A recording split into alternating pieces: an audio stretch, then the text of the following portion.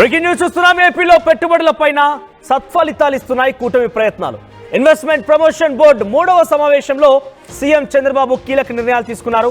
15 కీలకమైన ప్రాజెక్టులకు సంబంధించి 44,776 కోట్ల రూపాయల పెట్టుబడులకి ఆయన ఆమోద ముద్ర వేశారు. కొత్త పెట్టుబడుల ద్వారా కూడా సుమారుగా 19,580 ఉద్యోగాలు సృష్టించబోతున్నామని చెప్పుకొచ్చారు. ఇక 3 నెలల్లోనే ఆర్సెల్ఆర్ మిట్టల్ బీపీసీఎల్ ప్రాజెక్టులకి శంకుస్థాపన కూడా జరగబోతోంది. ఇక దావోస్లో పెట్టుబడులు పెట్టేందుకు ముందుకు వచ్చింది. ఇక డీపీ వరల్డ్, ఏపీ ముల్లార్ మార్క్ కంపెనీలు ముందుకు వచ్చాయి. సంప్రదించాల్సిన అధికారులు ఆదేశించారు. ఇక ఇప్పటివరకే ఎస్ఐపిబి ద్వారా 3 లక్షల కోట్లు పెట్టుబడులు దాటిపోయాయి. కొత్త పెట్టుబడుల ద్వారా ఏపీలో 3 లక్షలకు పైగా ఉద్యోగాలు సృష్టించబోతున్నామని తెలుస్తోంది. ఇక 7 నెలల్లోనే 3 సార్లు సమావేశమైంది ఎస్ఐపిబి. ఎస్ఐపిబి అంటే స్టేట్ ఇన్నోవేటివ్ ప్రమోషన్ బోర్డ్. ఇప్పటికే కూటమి ప్రభుత్వం అధికారంలోకి వచ్చిన తర్వాత 3 సార్లు భేటీ అయింది. మొదటి భేటీలో సుమారుగా 83,987 కోట్ల రూపాయల పెట్టుబడులు సాధించింది. దానికి సంబంధించి అప్రూవల్స్ దొరికాయి. ఇక రెండవసారి ఎస్ఐపిబిలో 182,162 కోట్ల రూపాయల పెట్టుబడులకి ప్రభుత్వం ఆమోద ముద్ర వేసింది. ఇక 3వసారి అంటే ఈ రోజు ఎస్ఐపిబి సమావేశంలో 44,776 కోట్ల రూపాయల పెట్టుబడులకు ఆమోద ముద్ర వేసింది. మొత్తం మీద 15 ప్రాజెక్టులకి ఈరోజు ఆమోద ముద్ర వేశారు. దాని ద్వారా సుమారుగా 19,580 మందికి ఉపాధి అవకాశాలు దొరకబోతున్నాయి. ఇప్పటివరకు కూటమి ప్రభుత్వం అధికారులకు వచ్చిన తర్వాత నుంచి ఈ 3 ఎస్ఐపిబిల ద్వారా 3,12,576 మందికి ఉద్యోగ అవకాశాలు, మొత్తం మీద 3,10,925 కోట్ల రూపాయల పెట్టుబడులకు సంబంధించి ఆమోద ముద్ర వేసినట్టు తెలుస్తోంది. దీనికి సంబంధించి డీటెయిల్డ్గా మా సీనియర్ జర్నలిస్ట్ కృష్ణమోహన్ అందిస్తారు మరిన్ని అప్డేట్స్. కృష్ణమోహన్, ఈ 3 ఎస్ఐపిబి సమావేశాల ద్వారా ఎటువంటి ఉద్యోగ అవకాశాలు రాబోతున్నాయి, ఎటువంటి పెట్టుబడులకి ఆకర్షిస్తోంది కూటమి ప్రభుత్వం, అప్డేట్స్ ఏంటి? మనోజ్, మొత్తం మీద అయితే ఈరోజు కూడా 3వ ఎస్ఐబి మీటింగ్ అయితే క్లియర్ అయింది. అయితే ఈరోజు జరిగిన ఎస్ఐబిలో కూడా చాలా కీలకమైన పరిణామాలకు సంబంధించిన వ్యవహారాలే సో 3 ప్రాజెక్టులకు సంబంధించి కూడా చాలా కీలకమైన పరిణామాలను ఈరోజు ప్రభుత్వం తీసుకునే ప్రయత్నం అయితే చేసింది. దాదాపుగా 44,776 కోట్ల రూపాయల పెట్టుబడులకి 15 కంపెనీలకి ఆమోదం తెలుపుతూ 44,778 కోట్ల రూపాయలకు సంబంధించిన నిధులకు పెట్టుబడి పెట్టడానికి ప్రభుత్వం ఆమోదం తెలిపిన పరిస్థితి అవుతుంది. తద్వారా 19,000 అంటే దాదాపుగా 20,000 ఉద్యోగాల అవకాశం. గతంలో జరిగిన 2 ఎస్ఐబిలతో కలుపుకుంటే, ఈ ఎస్ఐబితో కలుపుకుంటే దాదాపుగా 3 లక్షల ఉద్యోగ అవకాశాలు కల్పించే అవకాశం అయితే చాలా స్పష్టంగా కనపడుతుంది. ఈ 3 నెలల్లో ఆర్ఎస్ఎల్, తర్వాత మిట్టల్ స్టైలు, బీపీఎస్సీఎల్ వంటి భారీ పరిశ్రమలకు కూడా శంకుస్థాపన జరిగిన పరిస్థితి అయితే ఉంది. అల్లూరు జిల్లాలో 2,300 మెగావాట్లతో ప్రాజెక్టును ఏర్పాటు చేసింది. ఇది నవయుగ ఇంజనీరింగ్ లిమిటెడ్ ప్రారంభించబోతుంది. దీనికి 14,328 కోట్ల రూపాయలతో విద్యుత్ ఉత్పత్తి ప్రాజెక్టుకి ప్రభుత్వం ఆమోదం తెలిపిన పరిస్థితి అయితే ఉంది. అలాగే ఎస్ఐపిపికి అన్నమయ్య జిల్లాలో స్టంప్ స్టోరేజ్ ప్రాజెక్టును కూడా ఏర్పాటు చేస్తుంది మెగా ఇంజనీరింగ్ సంస్థ. ఈ వ్యవహారానికి సంబంధించిన 10,300 కోట్ల రూపాయల పెట్టుబడులను పెట్టేందుకు ప్రతిపాదన మేల్ సంస్థ నుంచి కూడా వచ్చిన పరిస్థితి అయితే కనుక. ఇక అనంతపురం, సత్యసాయి జిల్లాల్లో దాదాపుగా 118 మెగావాట్ల విద్యుత్ ఉత్పాదన ప్రాజెక్టుకు యాస్పరి లిమిటెడ్కు ఆమోదం కూడా తెలిపిన పరిస్థితి అయితే ఉంది. 972 కోట్ల రూపాయలతో అదే అనంతపురం జిల్లాలో అనంతపూర్ రెన్యూవల్ ప్రైవేట్ లిమిటెడ్ కూడా ఈ ప్రభుత్వం ఈరోజు ఆమోదం తెలిపిన పరిస్థితి. 1,163 కోట్ల పెట్టుబడితో సత్యసాయి జిల్లా కడప రెన్యూవల్ లిమిటెడ్ ప్రాజెక్టుకు కూడా ఈరోజు ఆమోదం తెలిపారు. 200 మెగావాట్ల పవన విద్యుత్ ప్రాజెక్టు ఏర్పాటుకు కూడా ఎకోరెన్ సంస్థకు ప్రతిపాదన ఆమోదంకి ఎస్ఐబి ఈరోజు ప్రతిపాదన ఆమోదించింది ఎస్ఐపిబి. తర్వాత కర్నూలు జిల్లాలో 4,435 కోట్ల రూపాయలతో అయానా రెన్యూవల్ పవర్ లిమిటెడ్కు ఆమోదం తెలిపింది. మరోవైపు యాంపిస్ సంస్థ 3,114 కోట్లతో ఏర్పాటు చేయడానికి కూడా 375 మెగావాట్ల పవన విద్యుత్ సంస్థకు ఆమోదం తెలిపింది. అలాగే 3,456 కోట్లతో 600 మెగావాట్ల సోలార్ ప్లాంట్ ఏర్పాటుకు ఎస్ఈఎల్బి ప్రతిపాదన కూడా ఈరోజు ఆమోదం తెలిపిన పరిస్థితి ఉంది. 2000 కోట్ల రూపాయలతో అనంతపురంలో 400 మెగావాట్ల సౌర విద్యుత్ కేంద్రం ఏర్పాటుకు టాటా పవర్ కూడా ముందుకు వచ్చిన పరిస్థితి అయితే ఉంది. దానికి కూడా ఆమోదం తెలిపారు. అలాగే కాకినాడలో ఫెర్టిఫైర్స్ ప్లాంట్ విస్తరణకు కూడా కోరమండల్ ఇంటర్నేషనల్ లిమిటెడ్ కూడా వాళ్ళకు కూడా ఆమోదం తెలిపిన అనుమతి ఇచ్చిన పరిస్థితి అయితే ఉంది.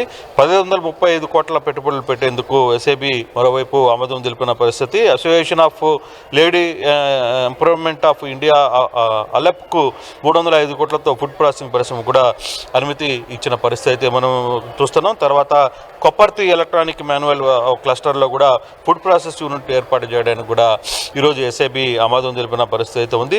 పెట్టుబడులు త్వరగా గ్రాంట్ అయ్యాలి, అధికారులకు ట్రాకింగ్ ఏర్పాటు చేయాలని చెప్పి కూడా దిశానిర్దేశం చేసిన పరిస్థితి. దావోస్లో ఆసక్తి చూపిన డిపి వరల్డ్, తర్వాత ఏపీ ముల్లర్ వంటి సంస్థలకు కూడా సంప్రదింపులు జరియాలనేది చంద్రబాబు చాలా క్లియర్గా చెప్పారు. అంటే ఈ 3 ఎస్ఏబీలు అంటే ప్రభుత్వం ఏర్పడిన తర్వాత, కూటమి ప్రభుత్వం ఏర్పడిన తర్వాత దాదాపుగా 3000 మందికి ఉద్యోగాలు అవకాశం కల్పించే దిశగా దాదాపుగా 3.5 లక్ష కోట్లకి పెట్టుబడులు అంటే ఈరోజు అంతకుముందు జరిగిన 2 ఎస్ఏబీలకు సంబంధించి దాదాపుగా 3.5 లక్ష కోట్ల పెట్టుబడులు పెట్టడానికి ప్రభుత్వాలు ఆమోదం చేస్తున్న పరిస్థితి. వివిధ సంస్థలు భారీగా ఆంధ్రప్రదేశ్లకి రాబోతున్నాయి. దానికి సంబంధించిన ట్రాకింగ్ అంటే దానికి ఎక్కడ లైసెన్స్ కావాలి, ఎక్కడ భూములు కావాలి, దానికి సంబంధించిన ఎటువంటి ఇబ్బందులు జరగకుండా అధికారులు ఎక్కడికక్కడ ఆహారం మీద దృష్టి పెట్టాలి అనేది ముఖ్యమంత్రి ఈరోజు చంద్రబాబు అధికారులకు ఆదేశించిన పరిస్థితి అయితే ఉంది. ఇది ఓవరాల్గా చూసుకుంటే రాబోయే మరి 2-3 నెలల్లోనే అమరావతి కావచ్చు, ఇతర ప్రాంతాలు ప్రధానంగా రాయలసీమలో అనంతపురం, కర్నూలు వంటి ప్రాంతాల్లో కూడా ఇప్పుడు బేసిక్గా అనంతపురంలో మనం అనుకోకుండా వ్యూహాత్మకంగా ఎక్కువగా అక్కడ సంస్థలు మెగా పవర్స్ కావచ్చు, లేకపోతే పవర్ ప్లాంట్స్ కావచ్చు, చాలా పవర్ ప్లాంట్స్ అనంతపురం జిల్లా వైపు చూస్తున్నాయి. మరోవైపు కర్నూలు లాంటి డాట్ ఏరియాలో కూడా అక్కడ ఎక్కువగా సెంట్రలైజ్డ్ గా ఈ డెవలప్మెంట్ యాక్టివిటీస్ కానివ్వండి, కంపెనీ పెట్టుబడులు సెంట్రలైజ్డ్ గా ఒకే ప్రాంతాన్ని డెవలప్ చేయకుండా డైవర్సిఫై చేయడం చాలా కొత్త ఆలోచనగా ఉంది. సో ఆ డైవర్సిఫై చేసేటువంటి దానిలో భాగంగా ఏ జిల్లాకి ఎటువంటి కంపెనీస్ పోతున్నాయి, ఎంత మొత్తంలో అక్కడ పెట్టుబడులు వస్తున్నాయి, అక్కడ ఉద్యోగ అవకాశాలు ఉండే అవకాశం ఉంది?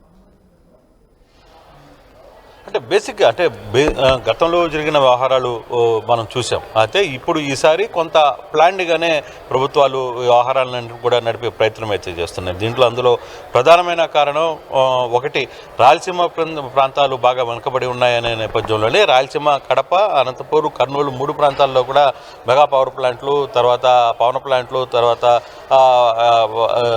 పవర్ సంబంధించిన ప్లాంట్స్ అన్నీ కూడా అటువైపుకి కొంత అనుమతిస్తున్నారు. కాకినాడ వైపు లాంటి ప్రాంతాల్లో ఫర్టిలైజర్స్, తర్వాత వాటికి సంబంధించిన వ్యవహారాలను జరుపుతున్నారు. మరోవైపు రాయపట్నం, కృష్ణపట్నం పోర్టు, రాయపట్నం వీటన్నిటికి సంబంధించి బీసీఎల్, హెచ్పి లాంటి కంపెనీలు అక్కడికి వచ్చే ప్రయత్నాలు చేస్తున్నాయి. మరోవైపు వైజాగ్ లాంటిలో కొంత ఐటీ టెక్నికల్ ఆ సందర్భంగా కొప్పర్తి లాంటి ప్రాంతాలన్నింటిలో కూడా అంటే రాష్ట్రం మొత్తం మీద కూడా ఆయా ప్రాంతాల్లో అన్ని జిల్లాల్లో కూడా కొన్ని పరిశ్రమలను తీసుకురాగలిగితే బేసిక్గా మంత్రులకు కూడా ముఖ్యమంత్రి అదే చెప్తున్నారు. మీ ప్రాంతాల్లో మీకు ఏం కావాలో అడగండి, నేను తీసుకుని వచ్చే ప్రయత్నం చేస్తాను. ఈ లోపల అక్కడున్న పరిస్థితులు, ఆ ప్రాంతాలకి ఏ కర్మాగారాలు అయితే బాగుంటాయి, ఎటువంటి పరిస్థితులు ఉన్నాయి మీ జిల్లాల్లో, ఆ భూములు ఏంటి, వాటి పరిస్థితి ఏంటి, వాటి అన్నిటి మీద కూడా మీరు ముందుగా ఒక ప్లాన్ ఆఫ్ యాక్షన్ రెడీ చేసుకుని నా దగ్గరికి రండి అనేది ఆయన పదే చెప్తున్న పరిస్థితి. అందులో భాగంగానే ఇప్పుడు ముఖ్యమంత్రి కూడా ఒక మాస్టర్ ప్లాన్ చేసుకున్నారు. ఏ ప్రాంతాల్లో ఎక్కడెక్కడ అంటే కేవలం అన్ని అమరావతిలోనో లేకపోతే అన్ని వేరే రాయలసీమ ప్రాంతంలోనో మిగతా అన్ని కూడా ఉత్తరాంధ్ర ప్రాంతంలోనూ పెడితే గతంలో వచ్చిన సమస్యలు, ఇప్పుడు హైదరాబాద్లో చూసిన సమస్యలు తిరిగి మనం కూడా చూడాల్సిన పరిస్థితి ఉంటుంది. సో అటువంటి పరిస్థితులు కాకుండా రాష్ట్రం మొత్తంలో కూడా అన్ని ప్రాంతాల్లో, గతంలో అనంతపురం జిల్లాకి ఎవరు పోయేవాళ్ళు కాదు. అనంతపురం జిల్లాలో ఇప్పుడు కియా లాంటి సంస్థలు వచ్చిన తర్వాత వరుసగా అక్కడ ఇప్పుడు చాలామంది అటువైపు చూస్తున్నారు. కర్నూలు లాంటి సంస్థల్లో కూడా ఎలక్ట్రానిక్స్ వస్తువులు వాళ్ళందరూ కూడా మేము అక్కడికి వెళ్తాం. కొప్పర్తి లాంటి ప్రాంతాల్లో కూడా స్థలాలకి మేము వెళ్ళడానికి సిద్ధం అని చెప్తున్నారు. సో ఇటువంటి పరిస్థితులన్నిటి మీద ప్రభుత్వం కొంత ప్లాన్ ఆఫ్ యాక్షన్తోనే వ్యవహారాన్ని అంతా కూడా నడిపే ప్రయత్నం చేస్తుంది. అందుకే ఆయా జిల్లాల మంత్రులతో కూడా ఆయన క్లియర్గా ఒకటే మాట చెప్తున్నారు. ముందుగా మీరు అసలు మీ ప్రాంతంలో భూమి ఎంత ఉంది, మీ ప్రాంతాల్లో ప్రభుత్వ భూములు ఉన్నాయా, ఆ ప్రాంతాలకి ఏమాత్రం అనువుగా ఈ వ్యవహార శైలి ఉంది, అక్కడ ఏ ప్లాంట్లు అక్కడికి వస్తే మీకు ఈజీగా ఉంటుంది, అట్లాంటి అంశాలతో అట్లాంటి ఫైల్స్ మీరు ఆ ప్రాజెక్టులను రెడీ చేసుకుని ముందు నా దగ్గరికి రండి అనేది ముఖ్యమంత్రి చాలా క్లియర్గా చెప్తున్నారు. ఆ దిశగానే ఇప్పుడు 3 ఎస్ఏబీలు జరిగినప్పుడు కూడా ఈ 3 ఎస్ఏబీలు గెలిపితే ఇప్పుడు దాదాపుగా 3 లక్షల మందికి ఉద్యోగ అవకాశాలు కల్పించే ప్రాతిపదికన ఉన్నామని చెప్పి ప్రభుత్వం చెప్తుంది. అంటే ఇవి ఇంకా వర్కౌట్ అవుతారా లేదా అంటే కొంత టైం పడుతుంది. కానీ ఇప్పటి వరకు కూడా ప్రతిపాదనలకు కావచ్చు లేకపోతే వీటన్నిటికి కూడా అనుమతులు అయితే ప్రభుత్వం చాలా క్లియర్గా ఇచ్చేసుకుంటూ వెళ్తుంది. And at the same time అధికారులు కూడా ఒక మాట చెప్తుంది, మీరు ఎక్కడ కూడా వస్తున్న ఫ్యాక్టరీలు కావచ్చు వచ్చిన కంపెనీలకి ఎటువంటి ఇబ్బందులు కలగకుండా చూసుకునే బాధ్యత కూడా మీరే దగ్గరుండి వాళ్ళకి ఏం కావాలి, మీకు పవర్ కావాలా, వాటర్ కావాలా, ఇంకోటి కావాలా, భూములు కావాలా, వీటన్నిటికి సంబంధించి కూడా ఒక ఇంటిగ్రేటెడ్ పద్ధతిలో వాళ్ళందరూ కూడా ముందుకు వెళ్ళి మీరు వాటన్నిటిని మీరే వాళ్ళకి పర్మిషన్స్ అందించే ప్రయత్నం చేస్తే త్వరగా ముందుకు వస్తాయి. లేకపోతే గత ప్రభుత్వంలో జరిగిన ఇబ్బందులే ఇప్పుడు కూడా జరిగే పరిస్థితులు ఉంటాయనేది ముఖ్యమంత్రి స్వయంగా చెప్తున్న పరిస్థితి. Right, thank you Krishnamohan, thank you for the update. So మొత్తం మీద 7 నెలల కాలంలోనే 3 సార్లు SIPB state investment promotion board సమావేశం ఏర్పాటు చేసి సుమారుగా 3,10,000 కోట్ల రూపాయల పెట్టుబడుల్ని ఆమోద ముద్ర వేయడమే కాకుండా 3,17,000 ఉద్యోగాలను కూడా క్రియేట్ చేయబోతున్నామంటూ చంద్రబాబు చెప్పుకొచ్చారు. సో 3 సార్లు సమావేశమైంది. ఈరోజు సమావేశంలో సుమారుగా 44,000 అంటే అటు ఇటుగా 45,000 కోట్ల రూపాయల పెట్టుబడులకు ఆమోద ముద్ర వేసి సుమారుగా 19,000 ఉద్యోగాలను క్రియేట్ చేస్తామని చెప్తున్నారు. ఇంకా ఇన్ఫాక్ట్ చాలా దూరదృష్టితో ముందు భవిష్యత్తు కార్యాచరణని ముందుగానే రూపొందించుకొని డైవర్సిఫై చేస్తున్నారు. అంటే కేవలం ఒక ప్రాంతంలో ఒకే చోట పెట్టుబడులు కాకుండా వివిధ జిల్లాల వారీగా ఈ పెట్టుబడులను ఆకర్షిస్తూ వివిధ జిల్లాల్లో ఈ పెట్టుబడులు పెట్టించి అక్కడి వారికి కూడా ఉపాధి ఉద్యోగ అవకాశాలు కల్పించే లక్ష్యంగా ముందుకు వెళ్తోంది. చాలా గొప్ప ఇనిషియేటివ్తో ఈ ప్రభుత్వం పనిచేస్తున్నట్టుగా ఈ విషయాలు చూస్తే మనకు అర్థమవుతాం. చూద్దాం మరి దీనికి సంబంధించి పర్యావసనం ఎలా ఉండబోతాయి, వారికి ట్రాకింగ్ చేసి కంపెనీలకి ఎటువంటి ఉపయోగాలు ఉంటాయి, కంపెనీలకి ఎటువంటి ఫెసిలిటీస్ కావాలి, అన్నీ కూడా అధికారులకి మంత్రులకి బాధ్యతలు అప్పచెప్తూ ముఖ్యమంత్రి నిర్ణయం తీసుకున్నారు. చూద్దాం మరి ఈ యొక్క కార్యక్రమం, ఈ యొక్క ఇన్వెస్ట్మెంట్స్ ఎలా ముందుకు వెళ్తాయి, ఏ రకంగా వాటికి ఉద్యోగ ఉపాధి అవకాశాలు ఇవ్వబోతున్నారనేది.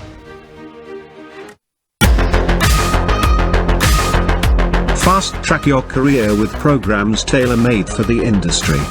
KLH Global Business School.